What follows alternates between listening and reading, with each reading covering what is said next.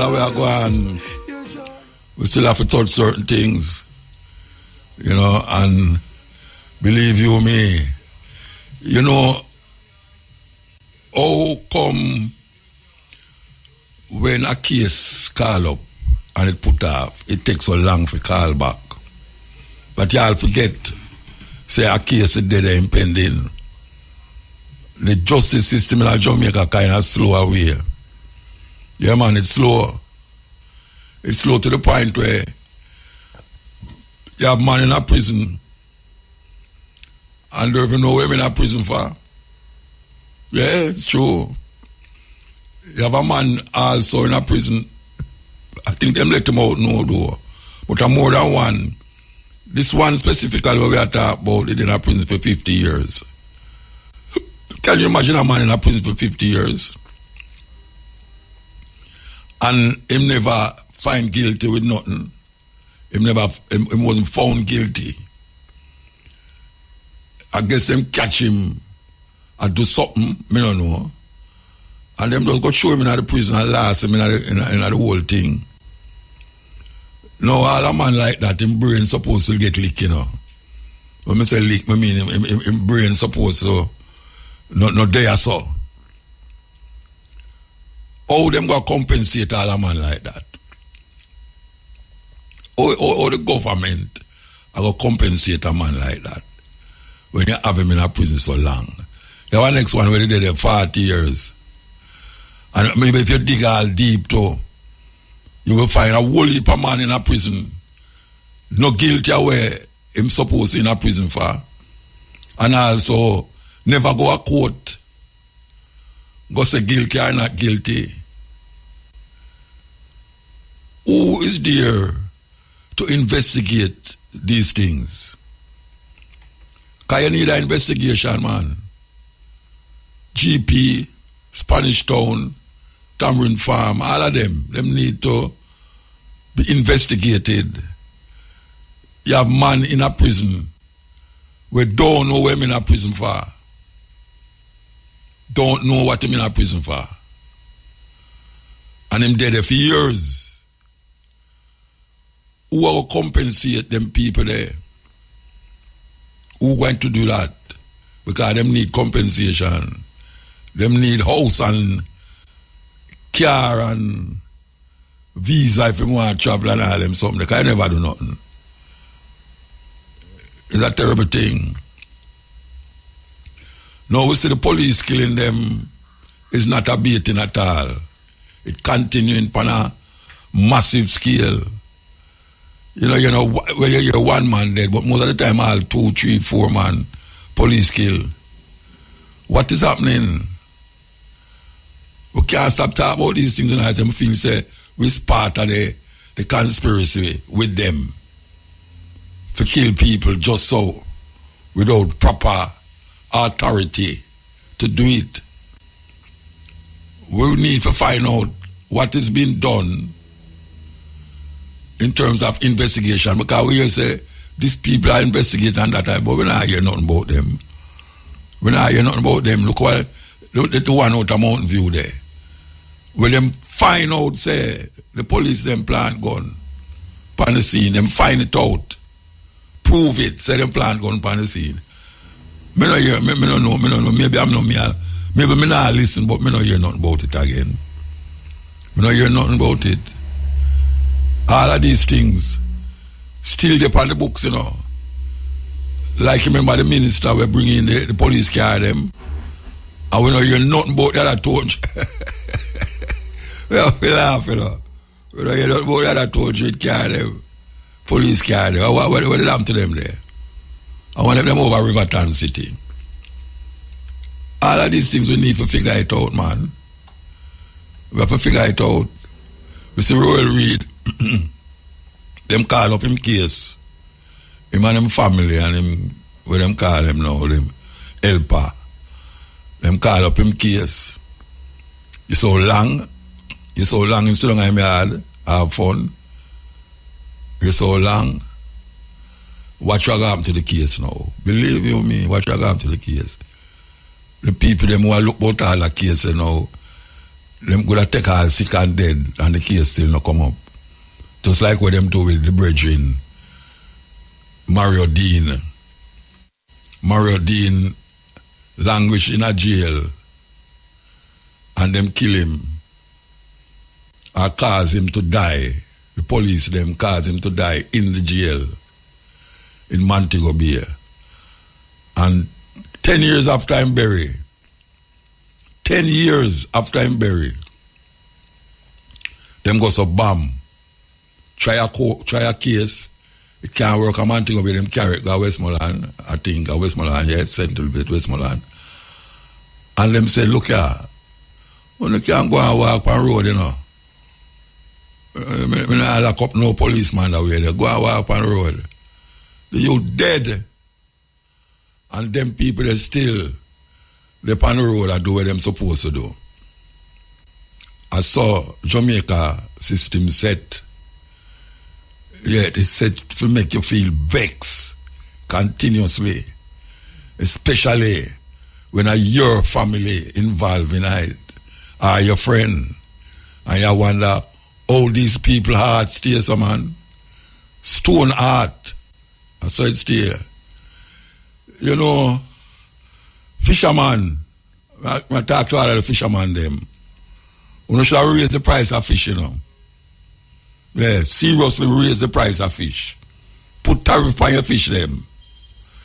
Because you know, fishing is a dangerous job, you know, because of Donald Trump, you know. And guess what, in the Caribbean waters, you know, our fishermen them go far out when them are fishing, you know.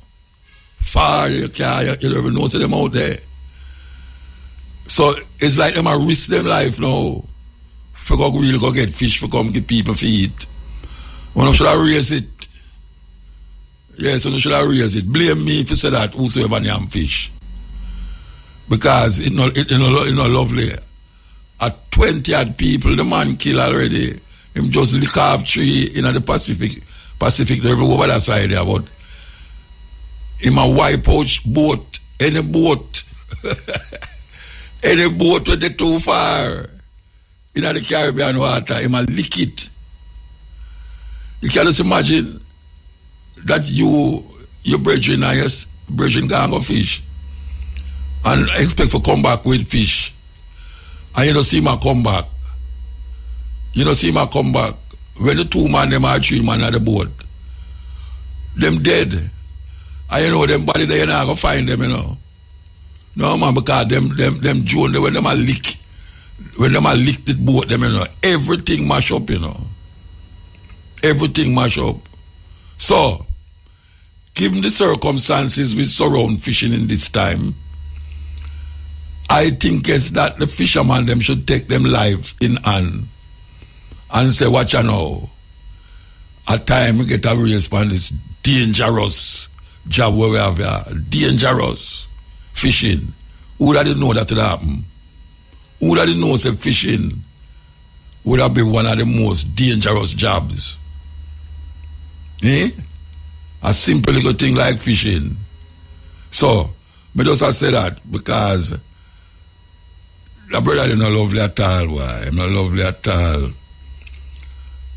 We want to tell you, say, the Peter Tosh Symposium that was supposed to take place at the University of the West Indies, it postponed till a future date because you know why. Yeah, them are expect a hurricane to come. And it was supposed to be, I think it's today it was supposed to be. But the hurricane not reach out today. It not reach out to them, man. You could argue, say it all divert and gone somewhere else. Believe you me, but we just now expect people to not take caution still. Because you have some people still like that, you know. A God bless country, this man not now happen. And they have another man that say the people them too wicked, you know, that's why you gotta go lick them. Anyway you want to interpret it, secure yourself. And whatsoever you have to secure. Don't be like a fiber-wise and fiber-foolish people. You understand? Okay, video on the stepping razor. You know, we want to heal up the people that are responsible for put on that wonderful event in Westmoreland. And I know as him family still. Peter Tosh tribute was wonderful. And IRA FM was there the whole day. Why you up Cabo and Nick and all the people them involved. We see some ones where we never see before. Down there. Matter about the workers for IRA. And we see some people where we never see long time. Last time we see them was at the Peter Tosh celebration. It was wonderful, man. Sweet. Rain come, but that still never dampened the spirit of the people them who there. You know, the ground gets slippery. Several little times it nearly fall down, you know. Can't see why you fall down the mud there. People are saying, them for wear shoes, that's why I'm fall down. No go so, you know. Because the leather bottom of the shoes, them slippery more than my foot. Anyway, we want to give thanks for that lovely celebration for Peter Tosh. And we hope that them don't stop it. That it did the next year and the next year. Yeah, them think they enough to stop. It can't just happen one time and then this and that is done. And them enough to stop it. Because, I mean, the grounds was set up. It was set up beautifully. Yes, and people them come out, man, and it nice. It's nice. We want to remind you that the Peter Tosh Symposium is supposed to happen to the Ghan. It not happen to the again. Because they might expect rain to fall and breeze to blow, and you know you have put in your chicken them inside, not outer door. Peter Tosh left an indelible mark on the music industry and the spirit of revolution as it relates to active, very active, stand up, anything I'm singing in music, him stand up feet. Yes, and it divert. Never divert. So we give thanks for that. Okay, here we go. Here we go. The Met Service says Tropical Storm Melissa could become a major hurricane when it passes Jamaica on the weekend. Manager of Weather Services at the Met Service, Rowan Brown, gave the update at a special press briefing today. He said Melissa has been moving very slowly and noted that Jamaica remains under a tropical storm warning and a hurricane watch. Now, little strength in forecast is expected over the next day or so. But what is interesting, we just had a discussion with the National Hurricane Center, and coming out of that is that Melissa could become a major hurricane sitting south of Jamaica on the weekend. And that, of course, is something that we have to pay special attention to. Generally, in terms of the impacts, we're expecting significant rainfall amounts that could cause localized flooding and landslides, especially over low-lying and flood-prone areas due to Melissa, and of course the antecedent conditions of the heavy rainfalls over the last couple of weeks, which would allow the soils to be very wet or saturated at most. And strong gusty winds are likely in terms of tropical storm winds over Jamaica Friday into the weekend, and as such we have gone for the tropical storm warning, and the hurricane conditions are likely on Saturday, and therefore we have gone for a hurricane watch as well. Manager of Weather Services at the Met Service, Rowan Brown. At 7 a.m., the center of Tropical Storm Melissa was approximately 188 miles southeast of Morant Point, or about 215 miles southeast of Kingston. As Jamaica remains under a tropical storm warning and a hurricane watch, Minister of Environment and Climate Change Matthew Samuda has pledged that the communication of updates from the Met Service will be improved. Speaking at a press briefing this morning, Mr. Samuda acknowledged that some updates on Tropical Storm Melissa have been late. He said these will be improved over the next 24 hours. Yes, we are aware and have taken recommendations and indeed some fair criticism that we have some work to do on the communication protocols from Met Service. So over the coming 24 hours, you'll see significant improvement in communication of exactly what is happening. As we know, there's a fair bit of anxiety within the society. But in that communication, we are encouraging, as Minister Tufton did, that members of the public stick to official sources.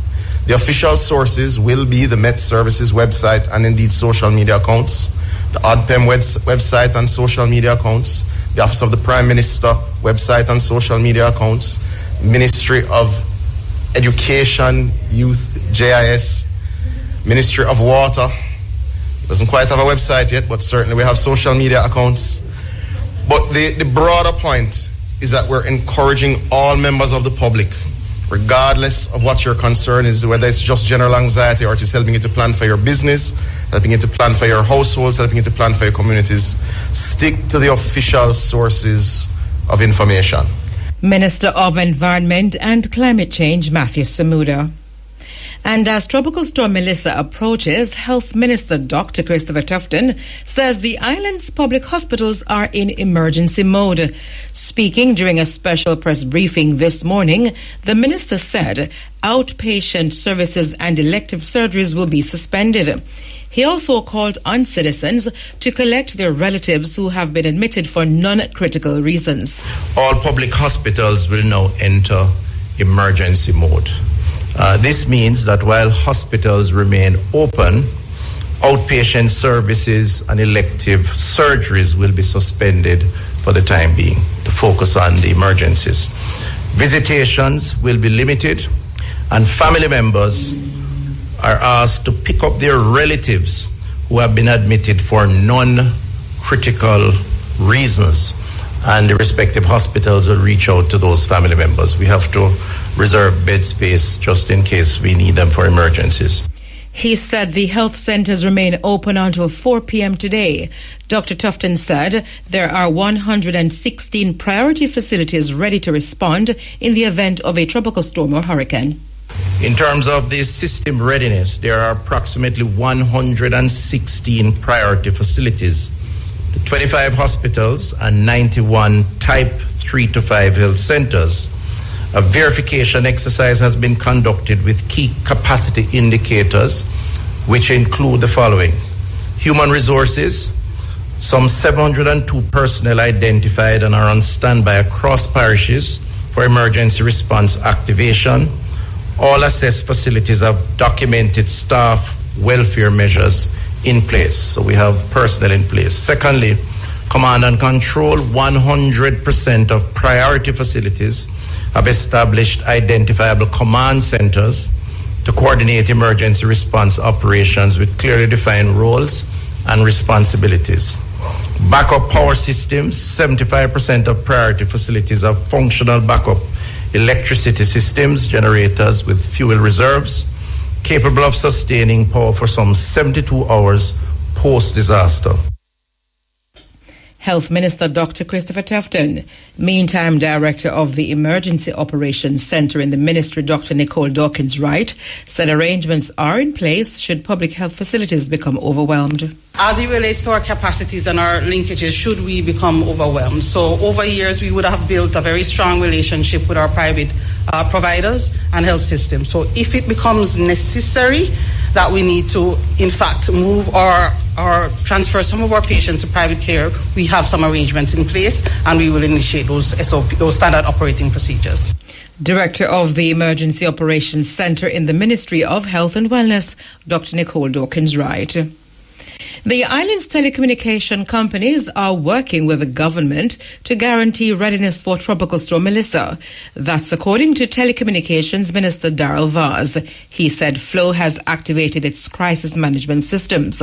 The minister said this has led to 143 new generators being activated island-wide. Meantime, Mr. Vaz said Digital has also activated its emergency protocol. Flow Jamaica has fully activated its crisis management system with support from local and regional teams. Power resilience has been strengthened with over 61% of mobile sites now having backed up power and 143 new generators installed island-wide. All generators are refueled and serviced and field teams are mobilized.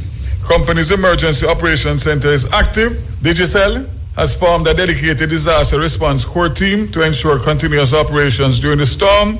Company has strengthened communication redundancy with satellite phones and backup connectivity through other providers. All network sites, towers, and facilities have been structurally inspected and generators confirmed to be up and running condition. Essential spare parts are secured locally and overseas, and mobile cell sites are ready for rapid deployment to restore service.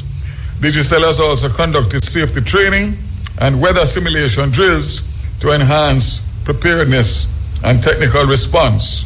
Telecommunications Minister Darrell Vaz. President and Chief Executive Officer of the Jamaica Public Service, JPS, Hugh Grant, says the company is ready for Tropical Storm Melissa. Speaking at this morning's special press briefing, Mr. Grant said JPS's new incident command structure, which was implemented after Hurricane Barry last year, is a game changer. He said this system has bolstered the company's response capability. It streamlines communication by having clear roles and responsibilities for our personnel. The other key thing that it does is it has an arm that's a liaison arm to communicate with key stakeholders. So what does that look like for us? We have an arm that's dedicated to the municipal corporations, whereby there we'll be getting the window and the lens of what's happening locally within the various parish councils and their disaster response and emergency agencies, bring that into our incident command to inform our response. Mr. Grant said there is also a 30% increase in linemen on the ground to respond to outages. Before the storm arrived, we have mutual aid resources. So we have boots on the ground right now that we brought in from our peer Caribbean utilities to help in regards to line workers and storm response. So we are expecting in the order of 60 additional line workers to augment and bolster our internal workforce. Just by order of magnitude, that's upward of 30%. That right there is game changing. That is what best in class looks like. We're not waiting on a storm to arrive, wait until the aftermath, and then determine resources. We have preemptively utilized our models, brought boots on the ground from day one, so once it is safe to do so, we will be out there responding. President and CEO of JPS, Hugh Grant. The government has activated a $200 million national drain cleaning program spanning parishes from eastern Jamaica to St. Elizabeth as part of disaster preparedness response to the potential impact of Tropical Storm Melissa. Minister with responsibility for works, Robert Nestor Morgan, announced that the initiative forms part of government's pre-impact mitigation strategy to reduce flooding and safeguard lives and property. The works are being coordinated through the National Works Agency and will focus on the cleaning of major and secondary drains, culverts and gullies in flood-prone communities. Mr. Morgan said the Prime Minister has directed that critical drains be cleared ahead of the storm's possible landfall to ensure that infrastructure can withstand the increased rainfall and runoff expected across the island. The drain cleaning activities began earlier this week and will continue across several constituencies in Portland, St. Thomas, St. Mary, St. Andrews and Catherine, Clarendon, Manchester, St. Elizabeth, where the heaviest rainfall and wind impact are projected. Mr. Morgan noted that the program complements broader resilience works being implemented under the Spark and CAPEX programs, both aimed at strengthening Jamaica's road and drainage infrastructure. Well, the government is also activating its various mechanisms across the island. From the Ministry of Works perspective, we're doing emergency drain cleaning across several vulnerable areas on the south coast to ensure that if the storm does come, the drain has some capacity to reduce the incidence of flooding. So the National Works Agency would have engaged its parish managers for them to start the process of executing these important drain cleaning activities. We're focused a lot on southern Clarendon, southern Manchester, southern St. Elizabeth, southern Kingston and St. Andrew, St. Thomas. We're looking at Portland, and we're also looking at sections of St. Mary. Works Minister Robert Morgan. In other news, a police corporal died in a two-vehicle crash along the Linstead bypass in St. Catherine last night. He's 34-year-old Nevada English who was attached to the St. Catherine North Police. The crash reportedly occurred around 11:10 p.m. The details of the incident have not been released. According to the Road Safety Unit, 321 people have died in road crashes since January in comparison to 308 in the same period last year. And to end this newscast, here's a recap of the main points. Met Service says Tropical Storm Melissa could become a major hurricane when it passes Jamaica on the weekend. Public hospitals enter emergency mode as Melissa approaches. Government activates $200 million national drain cleaning program spanning several parishes. Police corporal killed in crash along Linstead bypass in St. Catherine. We're there with you. So, we have an interview here with Aishama Hope. She teaches at Kingston College and she was just awarded the Ministry of Education Skills Youth and Information Award of Excellence. She's one of 20 teachers who got this award from high schools with the highest success rate, certification rate in mathematics. Which is saying how much because a lot of students go into the maths business. Good afternoon. Afternoon. Good afternoon. You hearing me? Where is she? Yo. You not hear me? Hello? Well, go on now. Hello? No, may I hear you? No, me not hear her. Hold on. No, me not muted. Hello? All right, me just hear you now. Me just hear you. Okay. Yes. All right. So, good afternoon. I'll say it again. Afternoon. Again. Well, me not say that. No, me say again. All right. Come and say it. First of all, I want to find out something. You've been teaching at KC. Then you move and went to Belize and teach. Then you move and go to England and teach. I know you're back at KC. Is there a difference between the ability of the students them at the three different countries them for really penetrate mathematics? Because we always hear people are complaining about the students them that are involved with mathematics. Is there which of them have the more identify with the maths? In terms of the ability of the students in general, I would say that there is no difference. Regardless of where you go, I mean, in all of my experience is the children are basically the same. So you have some children who want to learn, some who don't want to learn, some who are going to behave, some who are not going to behave, just like people, right? You have the same mix all over.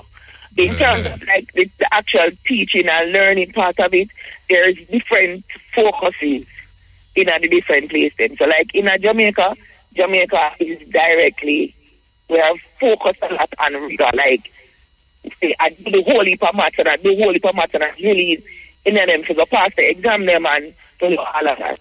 Right? So there's a greater emphasis there. In Belize, there is really not that much stress on academics in general. I mean, like, them are try, them are doing anything or whatever, but, like, in terms of, like, the focus of what is expected of them, because, like, CXC, which is, like, the standardized exam we're using at the Caribbean, that's what they do as well, but it's not compulsory. So, like, when that guy was doing CXC there, like, out of the whole cohort of, like, 20 type, like, 60-odd students, out of class of 3 class, 60-odd, 80-odd students, are only, like, about 12 of them. They'd end up go up for CXC. And then in that is, like, like 5 subjects at the most. Yeah? Here, say, here you're expected to the CXC, and for most, like, schools like KC, what we call grammar school, them for the 8 subjects.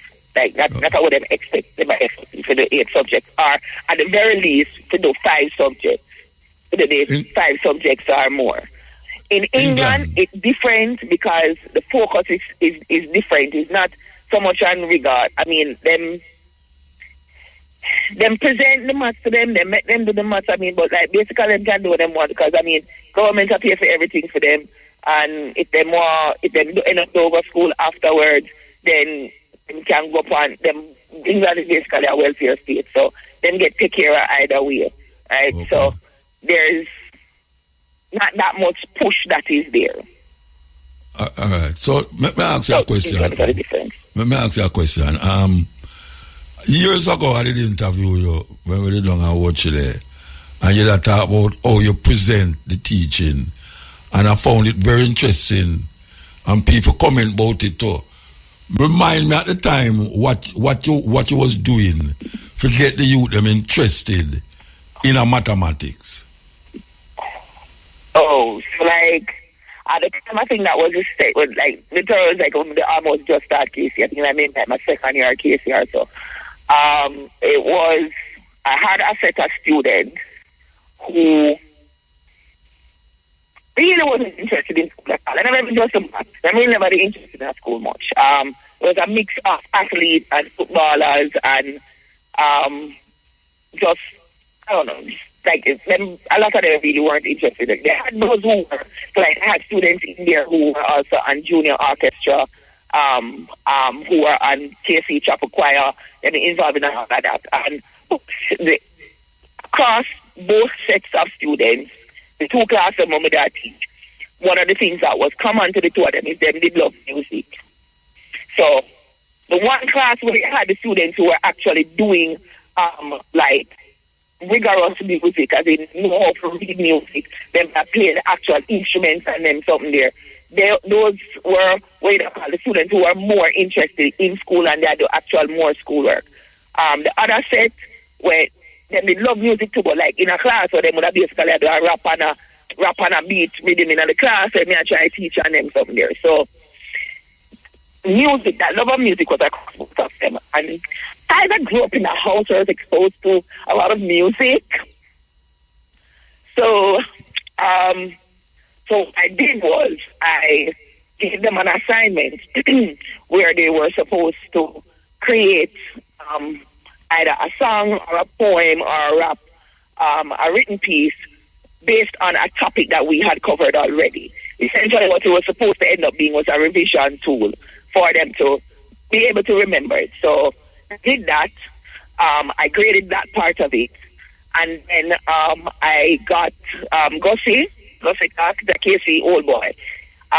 When he talked to him and we'll talk. I don't know if I have a break. So the National Land Agency helps landowners register land through its systematic land registration program. The time by the NLA is... the time is 14 minutes to 4 o'clock. We're talking to Aisha Hope, teacher from KC, and she's one of the ones out of the 20 who got high standard mark. Yes, you that Buffy.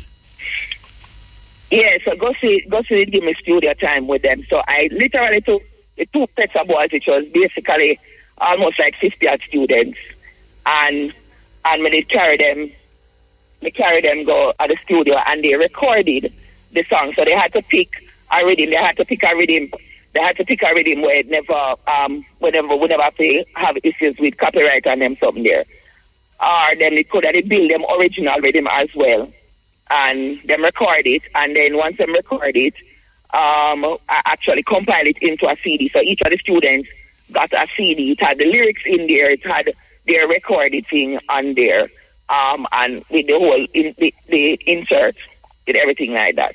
So I did that. But actually, since I came back, I actually saw the parent of one of the students, and she was like, "Oh, yeah," like somebody was introducing us, and she was like, "Yes, I know Miss Hope." She taught my son, and she was like, she really that was one of the things she remembered me for, because her son was into the music already. But then she said that I gave them the opportunity to, go further into it and to make that connection between, the music and the maths and the studying and stuff, because that's the incorporation of that is what I also try to do. So even when I'm teaching lower school, and they do music and they do visual arts, I try as much as possible to tie in what it is that they're doing. So the music, when you're looking at patterns and the counts and, the fractions, because, like semi-quaver and all of those other things is really, the maths in the patterns, and when we talk about geometry and the art, it's also about patterns, identifying patterns. So when you talk about tessellation, where you're repeating shapes to make a different pattern, and just generally incorporating. So that's what I did. That lady's son is actually now in England, apparently, studying, and she said he's actually on the, some big choir in England or whatever. Yeah, so let me ask you a question. So he's doing that too. Oh, you come up with the idea there now? Because I never teach you that. So how you come up with the idea there? I picked things along the way, but I mean, for me, part of it was I kind of never did like maths too.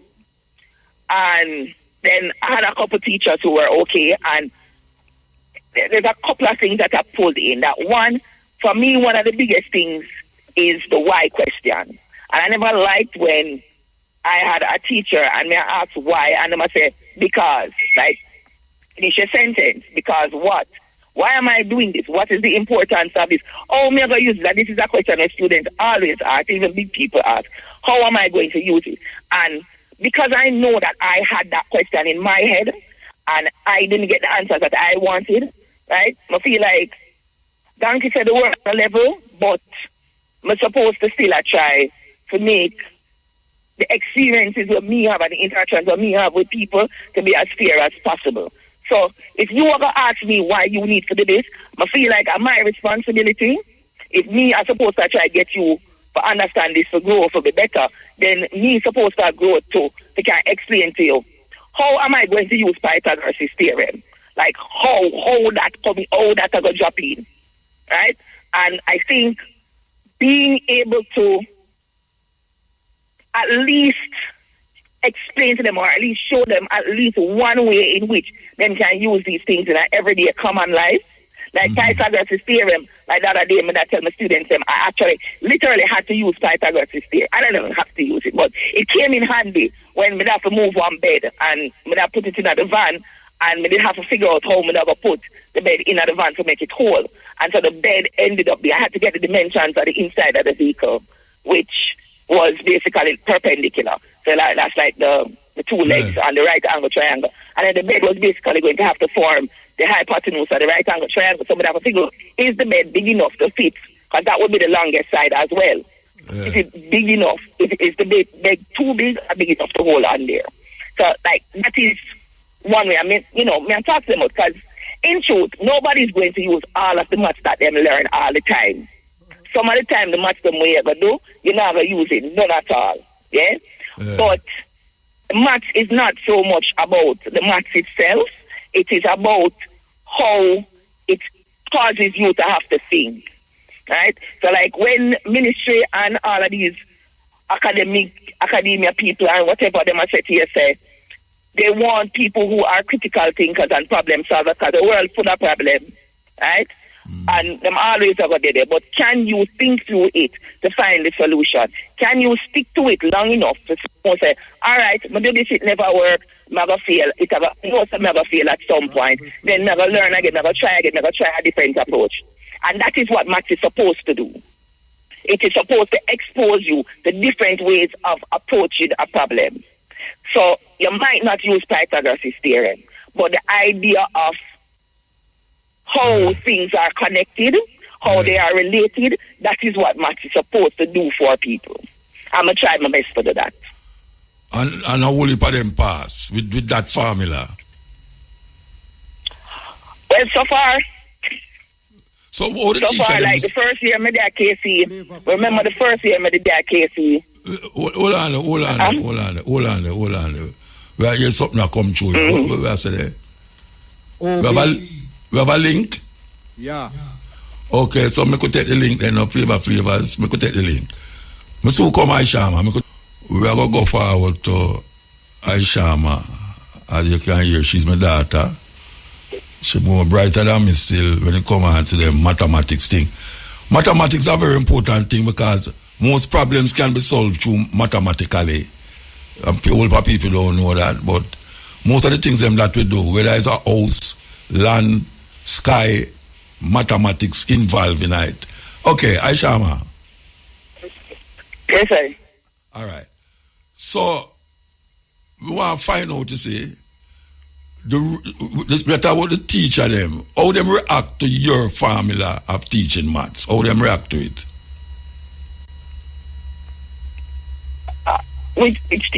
Okay. So I think for the most part, there's actually where they say that you basically teach how you learn. Yeah? And I think it's more that than anything else. And how you interact with the math is another thing as well. So if you learn math by just, drill and practice, and you can see certain things, you can visualize these things very easily, and the maths come easy to you, then you kind of going to have a mindset where you say, all right, well, it's easy. If the maths is hard to you and you eventually get it, that's a whole other approach that you're going to take. You're going to assume it's hard for everybody else too, and then that poses the next set of problem, because when you're faced with students who find the maths easy too, then they might have an issue with trying to take it slow. But like for me, it's like most of the time teachers are like, "Oh, that's so interesting," because like I keep asking, I'm being asked, not necessarily math teachers, but other teachers ask like which subject we teach. Like sometimes there's one set of time when they ask me if I English we teach, or if I IT we teach, because me use the computer whole heap. And then next time when I have the boy them out on the field, I run up and down a kickball or whatever, because we are the quadratic functions, then they might ask if I PE me teach. But it really literally is about incorporating and showing connection between the whole of them. So it depends on the responses that I get. It literally always depends on how the person who is looking at it see maths. Then teachers saw them all say, "Oh, that's interesting, I know, because we never know that before." But it's not that it never there. It's just, how you were exposed to it. So some of them sound like them kind of hypocritical when them talk to you. You find that? No comment. No comment? No comment. No comment. That means it's true me attack then. If I say no comment, it's all like you take the fifth. In America, that is anytime your man say take the fifth, him guilty, I would plead the fifth. On the ones that might incriminate, so I'll leave it alone. Yeah, all right. But we want to find out, you see, football, when you carry them outside of the classroom and them play football, how that factor into mathematics, how them use that now when them go out of the class. I could take a mathematics teacher at KC, and she's one of the 20 teachers who get award from the ministry for excellence. All right. Yeah, with us now, how you factor that into the classroom when you have them outside and play football? All right. So one of the things about mathematics is that mathematics, as we know it now, basically has evolved because we have problems in the world and we need to solve them, and not just like a one-off basis, like just one time. It needs to be like, we have to be able to make a generalization. And literally that's what it comes down to. So when it comes out like this, when you think about it, that's what it is. Okay, you can kick ball. All right, cool. You can kick ball. You can kick ball good. You can dodge with ball. You can do all of this. You can throw good if I'm marking ball. You can bat that ball good if a cricketer do. But good is okay. But you're always supposed to be striving for excellence. You are always supposed to be striving to be better than you were yesterday. So what happens when you get that injury that is very easy to get? What are you going to do with all of the skill and knowledge that you have of the football, of the whatever sport it is that you're using? It's an application of what comes after. There's so many things that you can do with sports outside of just playing the sport, right? How the match comes in. The people then behind the scenes will plan out the plan, will decide out which part of the plan supposed to stand up, which part, the pattern we're supposed to follow. When you watch the pattern and see what the pattern is we're supposed to, when the other team are playing the way, where you're supposed to plan on something, how high you have to throw the ball, how hard you have to throw the ball, how hard you have to kick the ball, it reach over the line, and it will do a penalty, or I don't know, whatever they call it, penalty kick or whatever. When you have a man in front of you, where you have to stand, where you have to put the ball, where you have to position the ball, they get all of this training from them coach. We tell them, say, if I hear so the man put the ball, this is how you need to kick it. This is how hard you need to kick it. This is how fast you have to run up before you kick it. And that's a physics in this. And physics people sometimes don't like when we say it, but physics literally is applied mathematics. And much of sports is about physics. It's about force. It is about speed, direction. Those are the things that are applied to it. But Aisha, so when you talk about it, and I see what you say, I never think on it that way there. Believe you me, how hard you kick the ball, but the even angle. Apart from that, exactly, but even apart from that, the reality of our situation, we live in a capitalist society, yes? So there's also the money to be made. So when you talk about the economics of sports, right? How you are going to earn, how you not going to earn, how much you have to do in order to earn, how much you can relax in order to earn, and all of those calculations that are involved in all of that. When you talk about endorsements and all of them, something there. There's so much history that shows that there are people who will take advantage of you if you have a skill. And we are talking about music, we are talking about the sport, we are talking about any skill area at all, where you need to be able to manage your own finances. Even if you're not doing it, but you know what to do, right? All of those things come back in the math classroom. And if you have those skills and you have that knowledge and you are able to apply these concepts of trajectories when, what they are, because when you kick the ball, the activity that they got was they were kicking and kick the ball or then throw the ball like a free kick or whatever. And essentially the path or the trajectory that the ball follows forms the same curve. That is what we call a quadratic curve. And being able to plot the distance that it has traveled over the time that it takes it to reach, these are things that these technical people inside of the sport who make the big money these are the things that they study and they know how to do the calculation, tell you where you need to stand up, how hard you need to kick it, which direction you need to kick it. Yeah, man. Well, you talk about it and me learn. In order to resolve the forces and all of them something there. Yeah? And so that is how I actually brought it back into what I was doing. The quadratic, that's the topic that we're doing with the ball thing. Again, trigonometry is another thing. When we talk about land surveying and them something there, angular elevation, angular depression, these are other activities that I tell them outside. Because land surveyors, while them do only for book work on the inside, them also have to do work on the outside. And exposing the students to how these things can be used. And literally they can see how them can make a money off it. Man, we are doing pilot, we understand say computer manage most of the flights at this time. But what happens when the computers fail? What happens when you have to abandon the computers? You still need to have that knowledge in your head so you can make sure that you survive. What right is not just survive but thrive. This is what I try to get my students to understand. That average is fine, average is okay, but excellence is what you literally need to aim for, And in order to be excellent, you need to know all of the different aspects. And even if you're not expert in everything, but to know in the way you can manage and be better. Yeah. You talk there. I think on the road fixing them. I realize the reason why I only on them road there. The rocket science? The rocket science, because a rocket science to take the fix road. No, wait, I can tell you something. You see what I say? The reason why the road them mash up so is because the people them who have fixed the road don't have a clue about mathematics. Like the density, the size of the hole, how much wait at the tar need for go there. Them just go so boom like them a carpenter. Angle of drainage motor. Yeah, the angle and all them something there. Really and truly, you show me something. You show me something. Believe you me. And it's true. You need to pick them outside of the class sometime.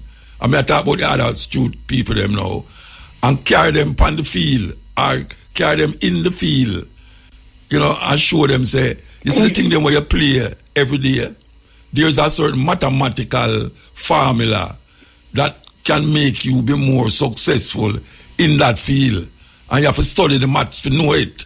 As you said, the trajectory of the ball where you go kick, you know, the wind velocity and all them something there.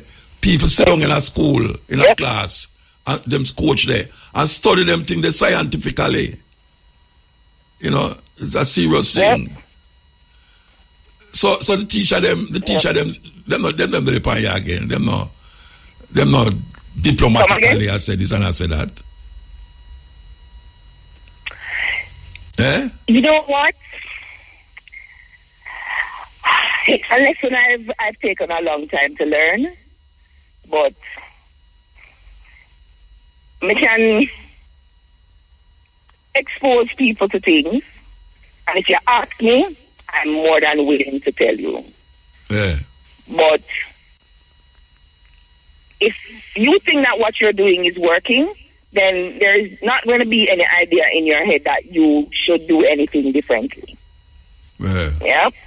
And when you also consider the fact that, all right, so this teacher get 92% pass rate for CSEC maths and 100% for CAPE maths, for integrating maths. Yeah, but like that is only like a little bit of pick me, or just a few children. So the rest of them all right, the rest of them I get 3, the rest of them or whatever. So what difference is going to make? If me I get 6% pass rate, that's still higher than what the rest of people in the Caribbean or the rest of people in Jamaica I get. But literally, yeah, you want to consider also if you ever tell the picnic them to get a 65 or 70% grade for pass, why you not aim for the same thing too? Why you not try to figure out what is it I need to do in order to pass? But you want the people them try to sit down and figure out what they need to do for pass your subject? No, it's kind of not how that works. Yeah? You literally have to do and model what it is that you want out of the students. So if you want better from them need to say you are do better too. Them need to say you are put effort, just like how you want them put effort in it. Yeah, and I think for me and my students, I'm miserable.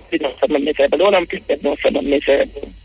But they understand that miserable is more about ensuring that you are better than you were. Yeah? And like I tell my students all the time, say, if you decide, say, after you're done school, your life's ambition is to become a bum, and you're good at that and you can afford that, being a bum is very expensive. And you can afford that, you need to know, say, if it comes down to it and you have to be in a different setting, you need to know how to operate in that setting. Right? You need to be able to sit down or stand up with anybody, class, socio-economic, academic level, and you can still hold your own. Nobody not supposed to can touch in an idiot. Yeah? And a lot of the times, the teachers have this tendency to be basically like them learn from them students. So it's like, instead of trying to push them, they will say, they average, me will average too. I still have to get paid. I still have to get my check at the end of the month. I still have to get my increment. You can go and cost a little more about JPA and how them try to get no more money out of government. You can cost comment and say them out of the road. So you have to tell them about 0% increase like that. Instead we never do maths neither. I mean, people pass maths not 0% increase. I think everybody knows a 0% increase means you're not getting no increase. You know, but at the same time, in your conscience, what are you doing? Are you doing the best that you can do? And that literally is what it comes down to on any given day. Yeah. Well, I tell you, Yeah, give you some insight. We have to figure it out. And me see what you say. And really, it's a beautiful look. Where I say, and what I did hope say, teachers would look upon the formula, well, not your formula, but know say mathematics is really a situation where it can solve most things, mathematics. If you look at scientific development right now, if them high wall and high building where you say go up, a mathematics build it. You have to know mathematics to build them building there. You have to know which part you're going to do what and what, when you're going to do what in it. All them drainage and all them something there. Mathematics. Even the politics are maths. Eh? Even the politics are maths. I mean, when you think building on them something, you instinctively you know say that are maths. But when you look at the politics and the patterns and all of these things that the politicians them are praying and when them are watch, say how them can benefit, how other people can benefit, what are they supposed to do? Literally, I match them, I match all this too. They now tell people that. But them are pre the pattern. They are pre If a 30% turnout come out to vote, them know say it's more likely so them are going to get a vote. If they get more people turn out for vote, if they get move up from a 30 to a 60% voter turnout, right? It's more likely to get some sort of controversy, more controversy than if it's 30%. 30%, that's not representing the majority of the people. But even they might say them want that, but they know what works out best. Yeah. And it's a few people and where the few people them come from. And how them are going to vote. And what expect of them. They might understand what they might do, they must saw the thing wrong time. Of course. That's true you talk, man. That's true you talk. It sounds simple, but that's true you talk. We still don't think about a gunshot, a gun, and all people are dead by gun. There's a certain mathematical thing. Tell me if what I say makes sense. If a man know the kind of gun where a man point upon him, and the bullet went at the gun, and the velocity and the distance where you stand up from the gun, him supposed to come map out how him go avoid the gunshot to lick him. What you say about that? Because there are patterns in that. Eh? There are patterns in all of that. There are patterns in patterns of violence that the exposure, if you get access to, right? What are you getting access to? If you get access to a small gun versus if you get access to a gun. The gun. All on things are so, believe you me.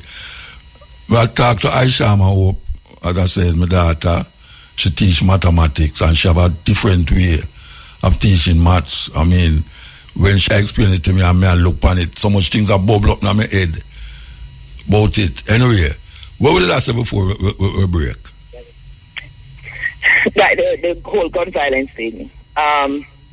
So there's a term that you will hear people use to say, oh, this violence is going exponentially. Like literally that is a matter. There's actually a graph that, well, it's a function, it's a graph, and it's a curve. So like when it just starts, it's really slow. It's low and it's close to the origin, and it's gradual, and then it reaches a point where it takes a big curve, and then it just continues going up, and it continues to grow. And one of the things when we talk about violence, and gun violence in particular, is that it does grow exponentially. Because essentially what it means is, okay, so I have a gun, and I am in my home with my children, and I am exposing them to gun violence. And then them see that. And then them go start talk to them friends. And them and them friends are talking a reason. And them say, oh, but nothing wrong with gun. Because, nothing wrong with gun. It's just a thing. And then them start know about a different type of gun. And then them start talking about them, oh, let me use it. And then, oh, but this is what it can do too. Like people say that. because it can cause harm, but me not have to necessarily cause no harm. Me can probably just use it to intimidate somebody. And then 2 of them friends, maybe not my children, but 2 of them friends might say, all right, no, they're going to try it. And it works for them. Right? And then somebody else come up and say, oh, but them 2 people, that's what them do with the gun. And it works for them. And them have them big house and them have this and that. And then that have a cause the next time 5-10 people. Right? We see that. Youth will come up and see that.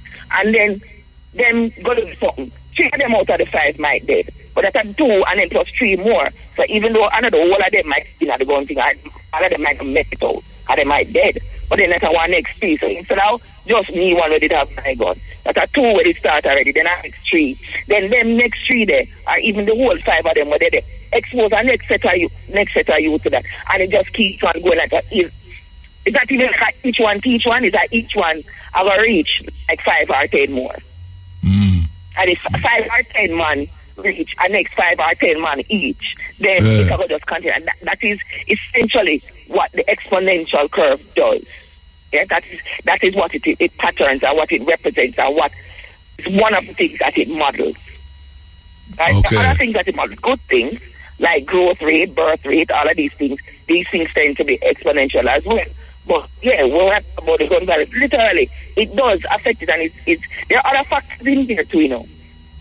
Yeah, there are other factors that affect whether or not somebody will be exposed to gun violence, or whether they're going to take up gun violence. But the graph there, the graph. We can cut it off from here. Really, the graph where them are push. That no, is a proposition. It's not definitely a fact. It's a proposition. It's a representation of the pattern. Yeah, so but what I say might be that after. They use the graph. So the graph is not a proposer. It is a shower. So you're plotting these points. Over time, this is what you're seeing. What is happening over time? Over time, you see, all right, so after 1 month, this is what you're seeing. After 3 months, this is what you're seeing. After 4 months, this is what you're seeing. And it keeps on going. And they're able to plot a pattern. See, if these things happen, then this is how the growth is going to go. And it's done over multiple situations, different countries, different circumstances, similar but different factors that are affecting. And the pattern still comes up to be the same. This is a generalization of mathematics that we talk about. Right? That if this generalization that you need, if it holds up under different situations, right, then it means it is true. If it doesn't hold up under any circumstances, then it's not true. You know, that's just what it is. So we're not saying the math in that context is not a matter of saying that this is what this is. If I say that this is what is going to happen, right, this is my guess based on what keeps on happening. Yeah. We are human beings, so there are exceptions, and some else might change, or some other factor might come into play. We're going to change it. But we are saying this is a possibility based on the patterns that we are able to identify. Yeah? Yeah. And if you change these things, this is how it changes. Okay. So, all right. So, that you think so the politician might do that? Yeah, man. Okay. It's named political science. The course where them, well, the one them where it's called political science. It's not just how you feel. Right? Yeah. They are aware. It's a calculation, mathematical calculation. They are aware of the factors that are influencing. Yes. But the question is, how do these factors benefit them? They are the ones who need to make the decision. So what is best for them? What is for their people? And literally that is how they operate. So you can choose how you are going to use the information. You choose how you are going to use the knowledge. You are choosing how you use the skills that you have acquired through your mathematical knowledge. Yeah. What are you going to do with it? Well, Shama, we have to leave you. Believe you, me. Trust me, man. You make me look and I think seriously, mathematically, scientifically. All right, so. Yay! I reached one. What? I reached one. I'm saying I reached one. If you I reach one? One no, but you don't know how much people are listening to you out there now, you know. Trust me. It can be exponential. A whole heap of people out there listen to you, and yeah, you really, you have a thing going. So you tell me, say you go to university, go get doctorate? No, I don't just get masters. Masters. It's a master's I do. Oh, masters. Yeah, the master. Okay, well, yeah. I hope you can go through with that. You know, them really. Me there with you. It's fun. I'm actually having fun. Courses are actually fun. Exploring a lot of things that my parents grew me up into. The ideas of social justice, you know, is one of the things, and social justice and equity. My lecturers thought I would be leading towards technology because of how much we use it, but I can't change everything. Yeah. But I feel like the maths is one avenue that I can use that I know I'm comfortable with and I understand to a level where I feel like if I get more understanding, like there's more things that I can do. Okay. You know? Yeah. How we impact the children. We hope that them are going to make better decisions. Yeah. Yeah, well, give thanks. Okay, that was Aishama Hope. Yeah, man. And she teaches at Kingston College. She was former teaching in Belize. She was formerly teaching in England. And now she come forward at Jamaica. And as you can hear, believe you me, yes. You go on, trust me. Take it from your father, you go on. All right, give thanks, here. All right. Okay. Yes, that was at school. She can't go to school a while ago. Believe you me. That was very, very, very, very good. Hello. We're going back to Westmoreland again, you know. All right. So, quite a few people, well, we talk about the youth them first. Some youth come to me, them have an African name, them say them father give them the African name, because them did listen to my program long time. But them don't know the meaning of the name. Now, the thing is that if you don't know the meaning of the name, watch out, anyway, you see, if you listen to me, I read the name them, make sure you hear what the name mean. Because that is why I get it not only because of the African name, but because the meaning of the name them means something to African people when them give them people, when them give them children the name. The next thing is that you can't come on a show like that and ask me now must give you a name. Me don't walk with the book, there's a book me I look out at. Me don't really walk with the book. The amount of ones that call me well come over to me and I say, watch I me have a youth that come in and you can't give me a name for give him and all them way there.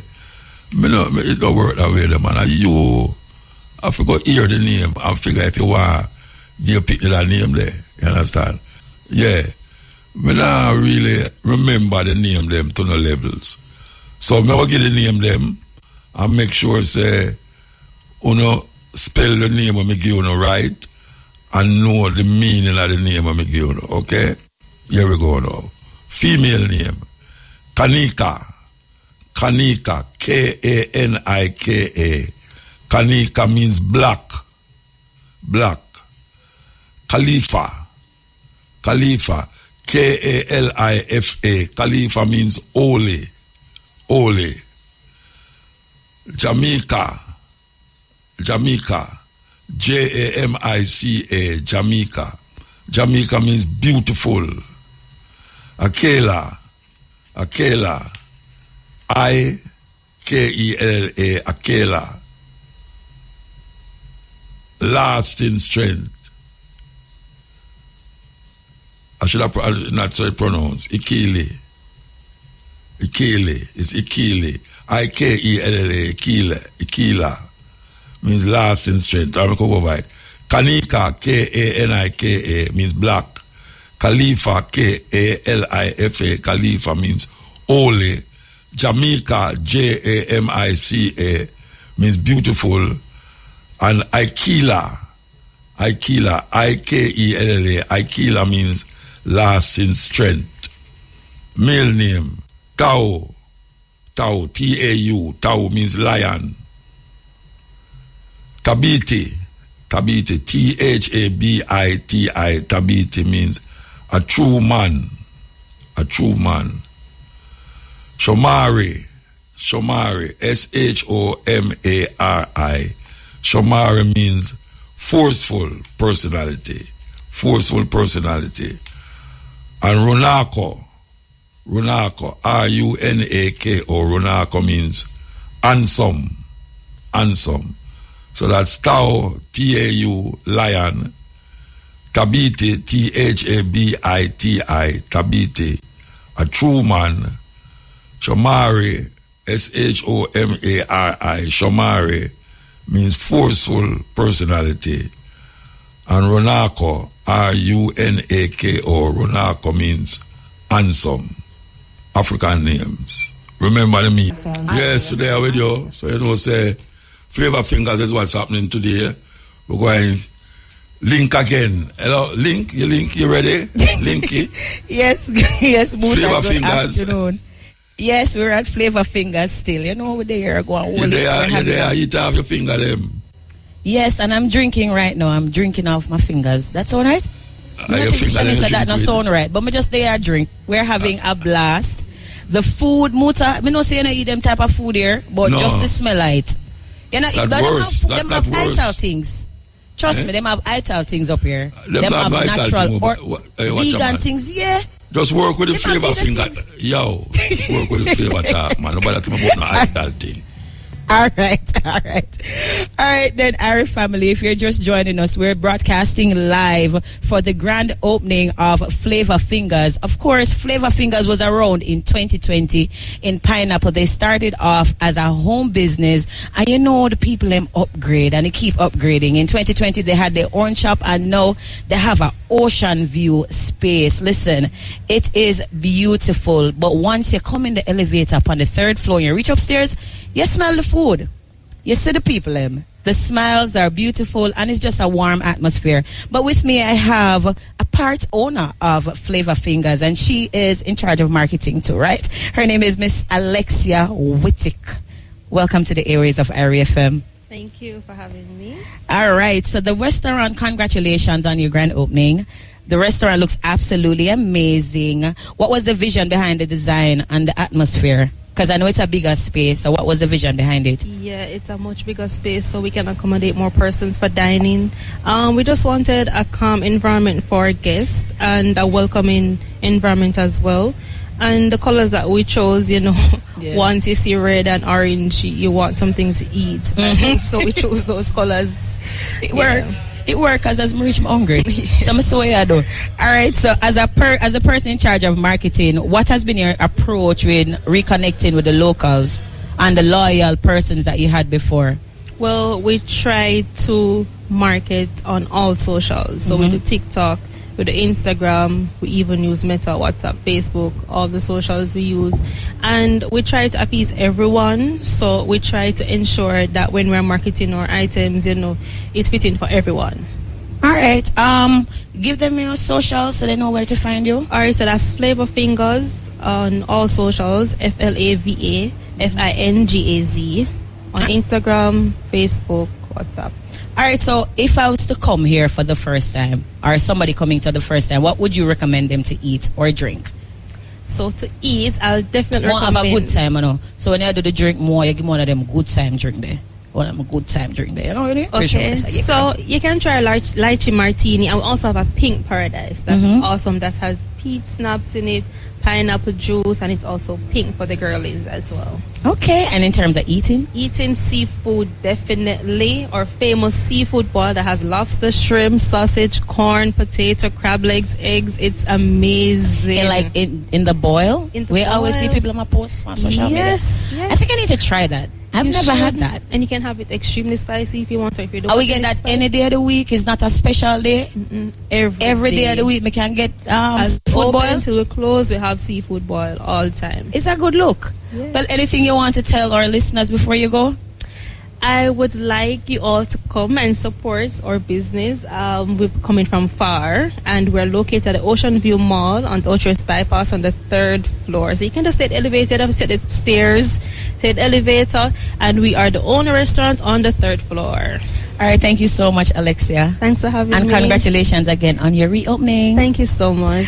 All right, so there you have it. That is Miss Alexia Whitaker. She is one of the owners of Flavor Fingers here in Ocean View Mall in Ocho Rios. It's on the bypass, so if you're passing, be sure to stop by and just have a good time with us. Myself, Shanice, Ruel, Mr. Evans is here, Joe is here, all the way from Maryland. We're all here to support our local businesses and just to have a great time. You know how I do it.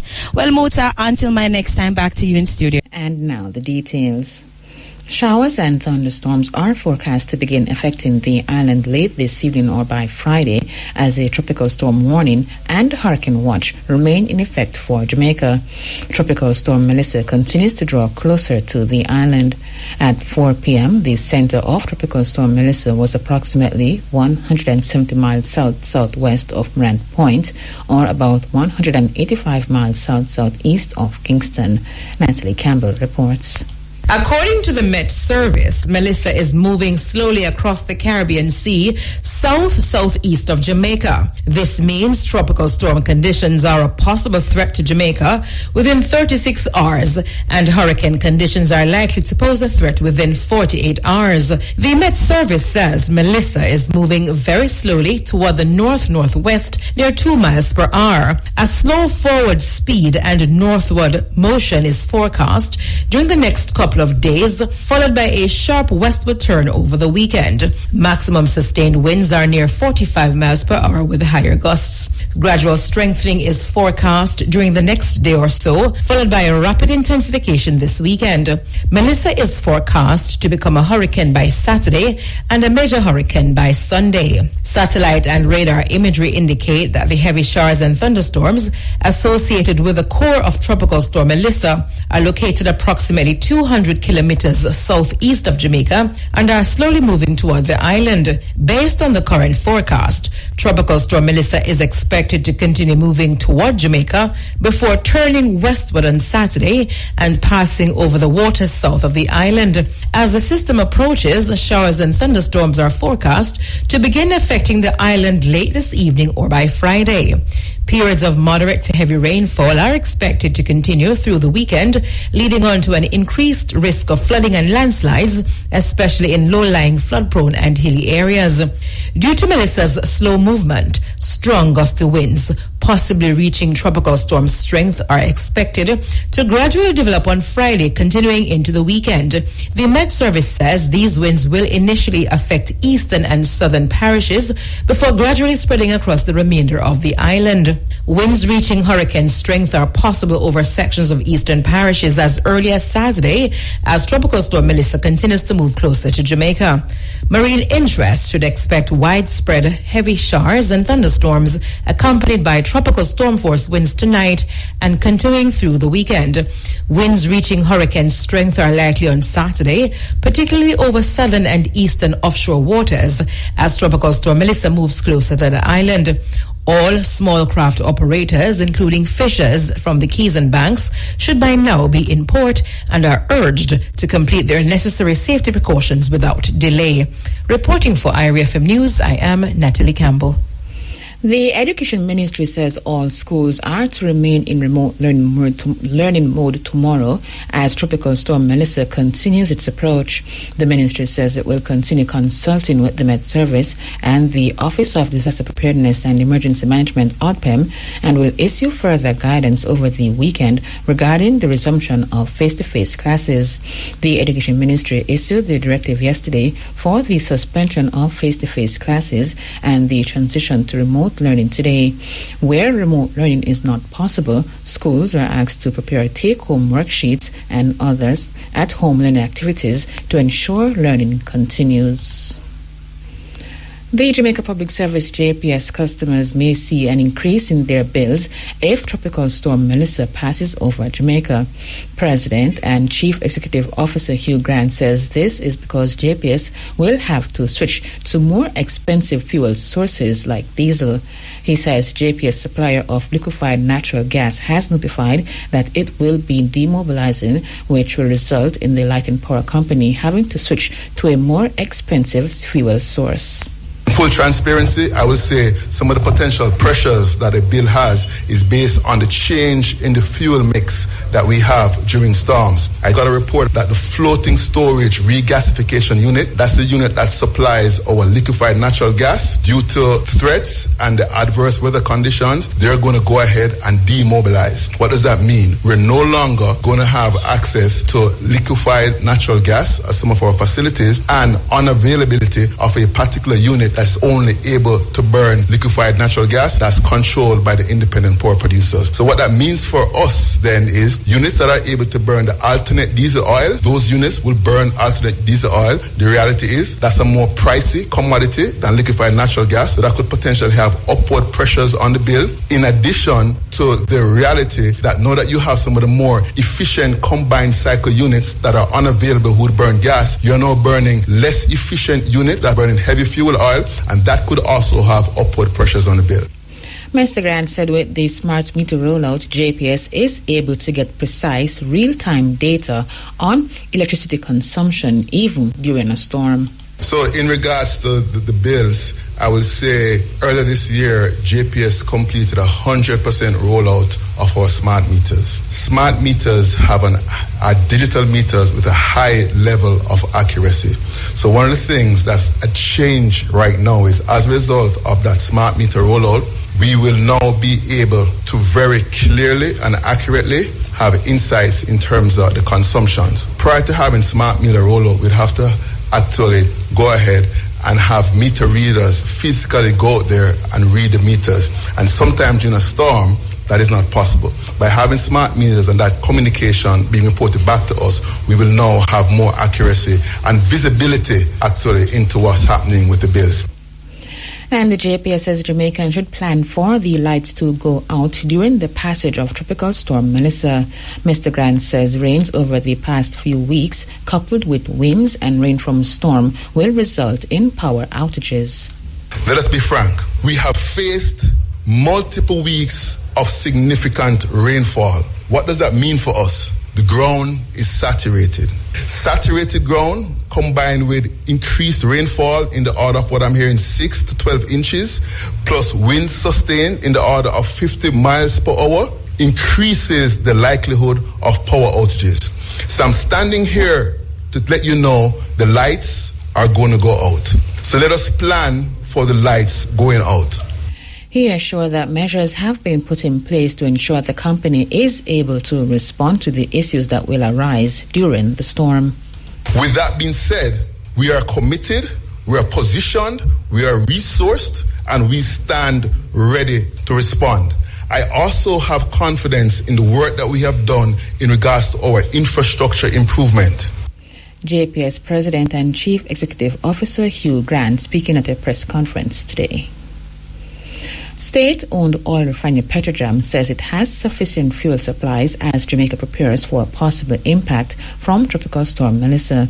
According to Petrojam, it has over 2 weeks' supply of fuel in stock and 10-day supply of liquefied petroleum gas in storage. Speaking at a press conference this morning, Energy Minister Darrell Vass said Petrojam's loading facilities in Kingston and Montego Bay will extend hours to support deliveries before the passage of the storm. We have activated all refinery emergency systems and confirmed sufficient fuel supplies, over 2 weeks worth of refined products, and 10 days of LPG following the storm. Loading facilities in Kingston and Montego Bay will extend hours to support pre-storm deliveries, and Jamaica Aircraft Refueling Services JARS is fully stocked with jet fuel and aviation gasoline to ensure continuous aircraft refueling. And as it relates to airports, Mr. Vaz said they will remain operational and only be closed if a hurricane warning is issued. Jamaica is currently under hurricane watch.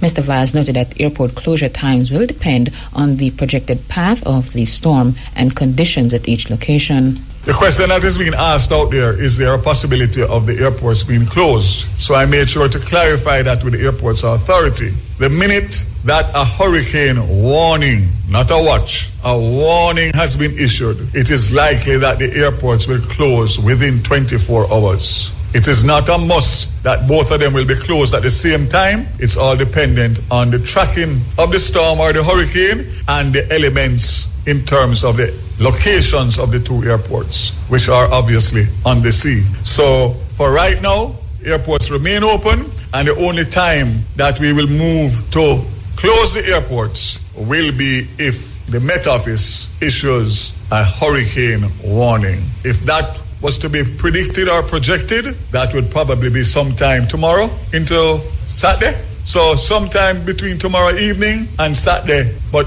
best thing is to monitor, and the hurricane warning is the trigger. He added that the airports have activated their emergency protocols.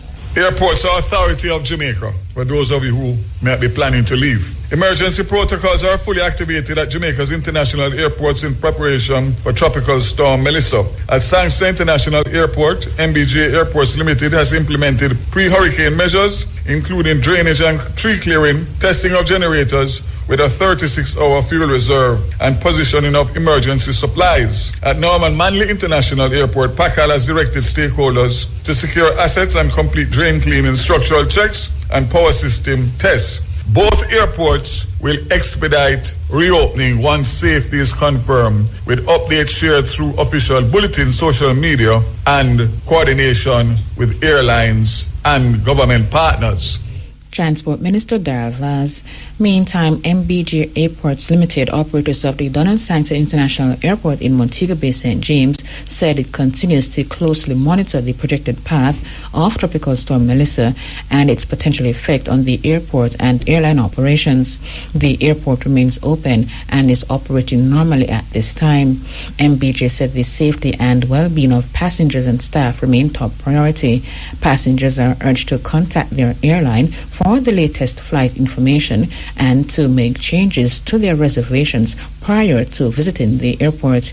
MBJ said it will provide flight operation updates, including any extra flight operations or cancellations, as well as updates on the impact of Tropical Storm Melissa on operations. The Ministry of Labour and Social Security says it's prepared to respond to the potential impacts of Tropical Storm Melissa. This declaration came from Portfolio Minister Pernell Charles Jr., who noted that the safety and well-being of citizens is top priority. He underscored that the ministry has taken steps to ensure a swift and efficient response across all parishes. We are committed to ensuring that no one is left behind during the times of disaster. And so our teams are ready, they are equipped, they are mobilized to respond as best as possible wherever the need arises. The ministry has mobilized all of our parish offices, which are fully equipped to respond as needed. The Humanitarian Assistance Committee, which we lead, has been convened to finalize coordination among key partners, as well as training sessions on the Jamaica Household Disaster Impact Needs Assessment, JH-DINA, which is the assessment tool that is required and utilized by us on the ground to gather information from victims. Care supplies have already been distributed in St. Thomas, Portland, and St. Mary, and the ministry's communication systems are fully operational. Each of our parish managers, administrators, and social workers have been assigned a mobile phone within a closed user group network to ensure that we have seamless coordination during emergencies, or as best as possible. The minister is urging citizens to remain vigilant and prepared and follow the guidelines of local authorities. We want to reassure the public that all mechanisms are in place to respond effectively and to provide timely assistance to affected individuals and families. This is our goal. The ministry urges citizens to remain vigilant, to remain prepared, and to follow the guidance of local authorities. We are working closely with our partners, including Starlink, to strengthen connectivity stability and to ensure continuity of operations during and after the storm. Minister of Labour and Social Security Pernell Charles Jr. Opposition spokesperson on local government Natalie Nita Garvey is calling for September allocations from the Parochial Revenue Fund to be made to all municipal corporations. She said this is to allow a comprehensive drain cleaning program island-wide to avoid flooding from Tropical Storm Melissa. The storm is expected to begin affecting the islands today. Mrs. Nita Garvey is calling on local government Minister Desmond McKenzie to ensure that the funds are released immediately. My consultations with mayors and minority leaders across the country confirm constant lateness in transfers from the Ministry of Local Government to the local authorities. This situation poses a high risk to property and life, as the last exercise of drain cleaning was done in June 4 months ago, which in itself was inadequate. Despite government pronouncements, if basic works like drain cleaning are not done, the people face dire consequences. Opposition spokesperson on local government Natalie Nita Garvey. Meantime, chairman of the St. Catherine Municipal Corporation, Spanish Town Mayor Norman Scott, is rejecting a statement by the Works Minister indicating that municipal corporations received funding for drain cleaning.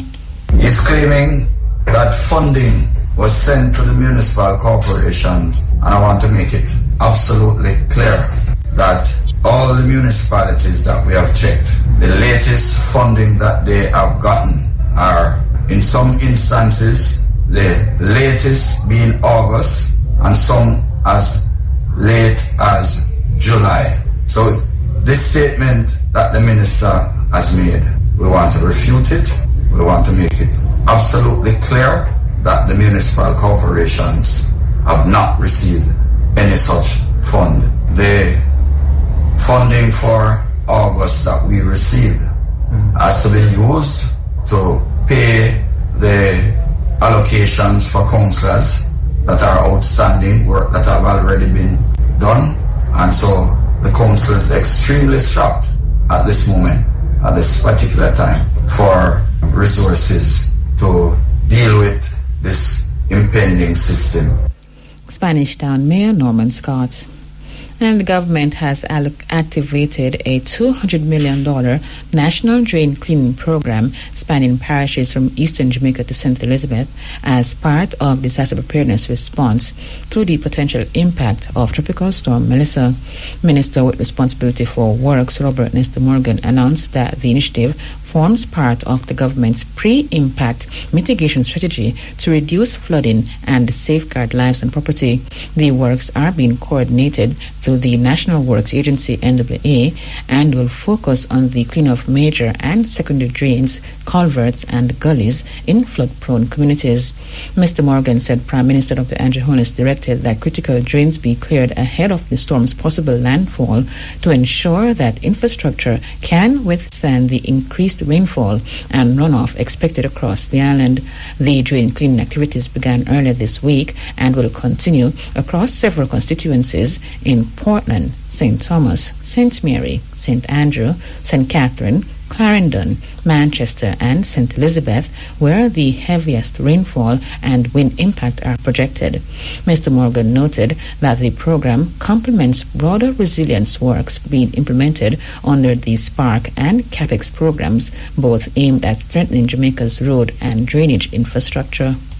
Well, the government is also activating its various mechanisms across the island. From the Ministry of Works perspective, we're doing emergency drain cleaning across several vulnerable areas on the south coast to ensure that if the storm does come, the drain has some capacity to reduce the incidence of flooding. So the National Works Agency would have engaged its parish managers for them to start the process of executing these important drain cleaning activities. We're focused a lot on southern Clarendon, southern Manchester, southern St. Elizabeth, southern Kingston and St. Andrew, St. Thomas. We're looking at Portland, and we're also looking at sections of St. Mary. Works Minister Robert Morgan. And through the $200 million allocation by government, the National Works Agency, NWA, has intensified its preparations for Tropical Storm Melissa. Activities, including the recleaning of drains, the silting of gullies and waterways, as well as stockpiling of materials, have been ramped up. NWA's Manager of Communication and Customer Services, Stephen Shaw, says since yesterday, the agency has been carrying out additional drain cleaning works, especially in communities along the southern section of Jamaica. So we have ramped up activities across the country, specifically along the most southern parishes, St. Thomas, St. Andrew, Kingston, St. Catherine, Clarendon, Manchester, and St. Elizabeth. And this is based on the information that we've received from the Met Office that these parishes are likely to feel the greatest impact of the storm. So we are doing drain cleaning activities. We are desilting gullies. He says the silting activities in the lower section of the Sandy Gully in St. Andrew are progressing well, with over 100 truckloads of material removed up to 4 o'clock this afternoon. The silt was removed from the area in the vicinity of the bridge along Spanish Town Road. Mr. Shaw adds that the protective work with sandbags in the McGregor Gully was also over 90% complete at the 2 targeted locations. We are shoring up the embankments in 2 locations of this particular gully as we seek to ensure that the stormwater flows they are kept within the channel and not go and impact persons who live along the gully bank negatively. We are also asking persons to be reminded, or we are reminding persons that many of the areas around Jamaica are low-lying and are susceptible to flooding, and so they have to take this into consideration when they are moving about. Also, that there are areas where rockfalls are likely, and so they should take whatever precaution is necessary to protect themselves and their properties as they go about during this time. Manager of Communication and Customer Services at the NWA, Stephen Shaw. And concern is being raised by residents and business owners about the cleaning of drains in Westmoreland. Speaking with reporters, President of the Westmoreland Chamber of Commerce, Moses Chaibar, noted that the parish is prone to flooding and several drains have not yet been cleaned. He called on the authorities to take the necessary steps to address the issue before the arrival of Tropical Storm Melissa. We are not of the view that enough cleaning of drains had taken place prior to the hurricane season, and we can see where there's quite a bit of water on some sections of roads already, and we haven't even had the heavy rains as yet.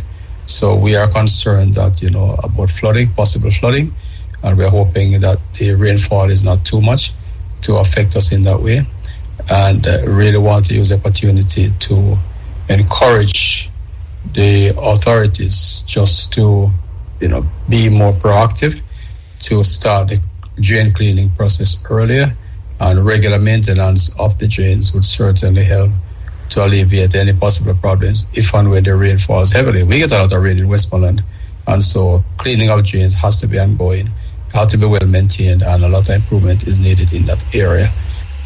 He noted that businesses are open to cater to the needs of residents who are still in preparation mode.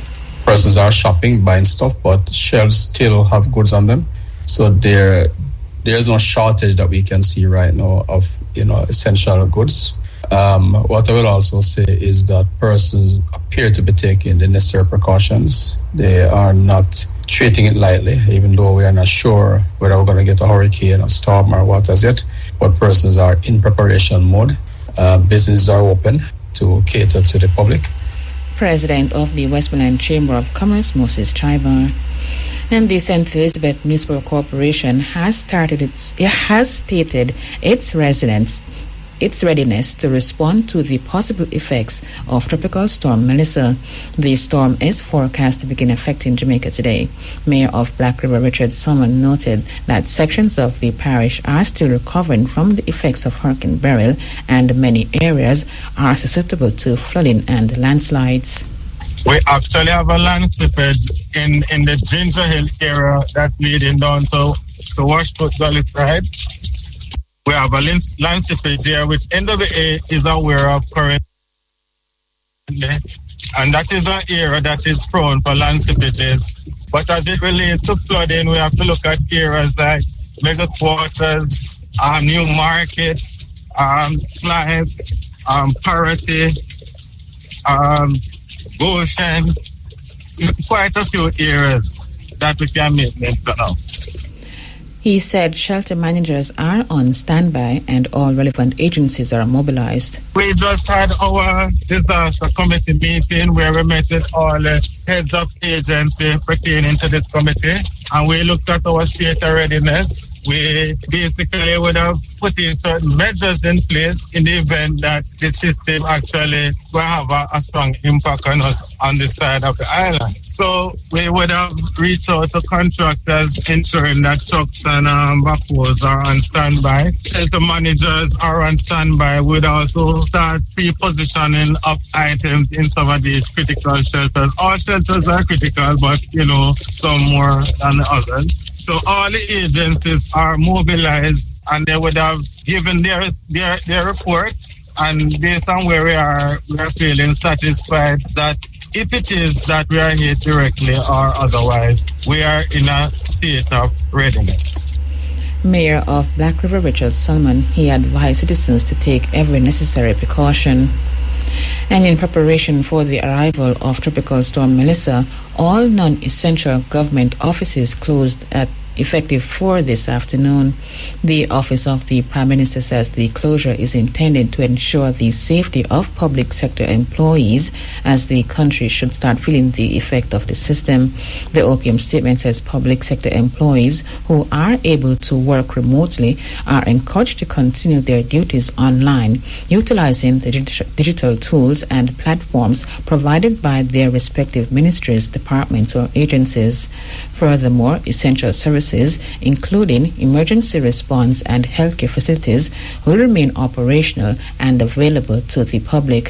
Further updates on the status of non-essential offices will be provided by 5 tomorrow morning.